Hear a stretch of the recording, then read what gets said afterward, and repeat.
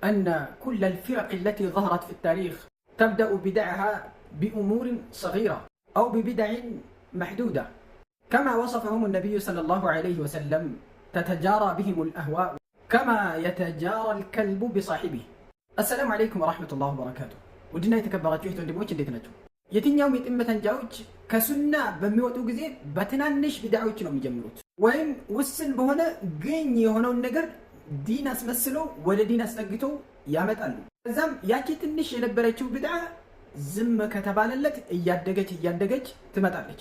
እቺ በትንሽ የተጀመረችው ቢድዓ ነብዩ ሰለላሁ ዐለይሂ ወሰለም እንደገለጹት ውሻው ጓደኞቹን ወደ ግራና ወደ ቀኝ ይዞ እንደሚዞር ሁሉ የጥመት አንጃዎቹም ያቺ ቢድዓ ከትንሽ ጀምሮ እስከ ትልቅ ድረስ እስከሚደርሱ ይዛት ትጓዛለች ይላሉ። ልክ እንደ በአደገኛ በሽታ እንደተያዘ በትንሽ ነገር ይጀምራል። ከዛም ደግሞ ሩወይደን ትልቁ ላይ ያደርሰውና ወደ ሀላክ ያስገባዋል ማለት ነው በሽተኛው። ዛሬም በሶሻል ሚዲያ ላይ እያየን ያለነው ይህንኑ ነገር ነው። አዩሃ ኢኽዋ እህት ወንድሞች፣ አላሁ ሱብሓነሁ ወተዓላ በቁርአን እንዳዘዘን እንዲህ ይላል፣ ኢነላሀ ወመላኢከተሁ ዩሰሉነ ዐለ ነቢይ ያ አዩሃ አለዚነ አመኑ ሰሉ ዐለይሂ ወሰሊሙ ተስሊማ ይለናል።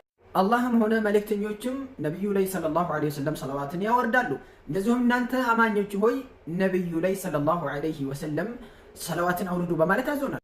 ይህ ማለት ዒባዳ ነው ማለት ነው። በትዕዛዝ የመጣ ነው ማለት ነው። ኢዘን የታዘዝነው ሰለዋትን እንድናወርድ ነው ማለት ነው። ጻፉ ሳይሆን በሉ ነው የተባልነው። ዒባዳ ደግሞ ተውቂፍያ ነው።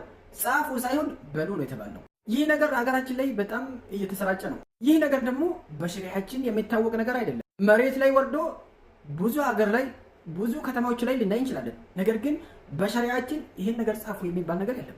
ነገር ግን ይህንን ተከትሎ እየመጣ ያለው ትልቁ አደጋ ነው። አላሁ ሱብሓነሁ ወተዓላ በቁርአን ያልተናገሩ፣ ነቢዩ ሰለላሁ ዐለይሂ ወሰለም በሐዲታቸው ያልተናገሩ፣ ሰለፎቹ በንግግር ያስተላለፉት፣ ዑለማዎቹ ባስተላለፉት እውቀታቸው ያልተናገሩ ነገር ነቢዩ ሰለላሁ ዐለይሂ ወሰለም ላይ ሰላትን አውርዱ በማለት ጋር አያይዞ የሚጻፈው የኩፍርያት ቃላቶች ነው። ነሸአት ልቢድዑ ሲጋራን ثم صارت كبارا።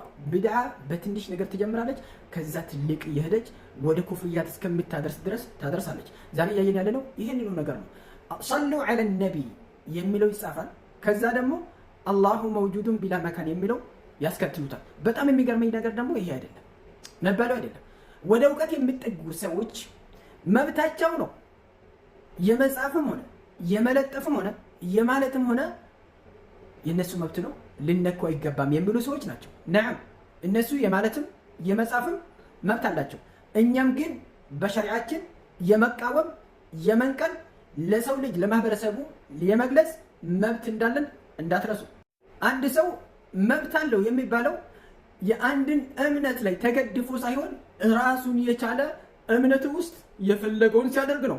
አማ ወደ እስልምና ራሱን አስጠግቶ እስልምና ውስጥ የሌለውን ነገር ወደ እስልምና የሚያስጠጋው ከሆነ ኩንቱም ኸይረ ኡመቲን ኡኽሪጀት ሊናሲ ተእሙሩነ ቢልማዕሩፍ ወተንሀውነ ዐኒል ሙንከሪ ወቱእሚኑነ ቢላህ ነው የተባለው። አላሁ ሱብሓነሁ ወተዓላ በላጭ ህዝቦች ሆናችሁ እኮ እናንተ ከየትኛውም ህዝቦች ትበልጣላችሁ፣ ወደ ኸይር ስለምትጣሩ ከመጥፎ ነገር ስለምትከላከሉ በአላሁ ሱብሓነሁ ወተዓላ ስለምታምኑ ነው የተባለው። አማ በእስልምና ስም እስልምና ውስጥ የሌለውን ነገር አምጥቼ ወደ እስልምና አስጠጋለሁ፣ ወደ ቁርአን አስጠጋለሁ፣ ወደ ሐዲስ አስጠጋለሁ የምትል ከሆነ ላ ወላሂ የምንፈቅድልህ አይመስልህ።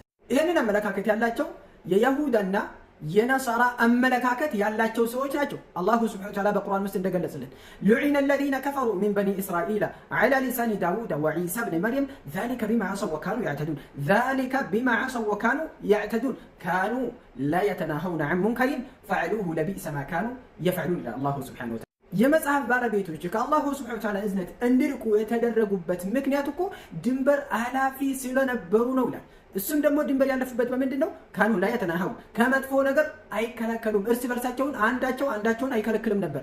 ዛሬም እየሆነ ያለው በስመ ዳዒ በስመ እውቀት አለው በማለት ምን ችግር አለው የፈለጉትን ያድርጉ የሚሉ ሰዎች የበኒ እስራኤሎች እነዛ የተረገሙ ሰዎችን ጸባይ እያንጸባረቀ ነው ያለው።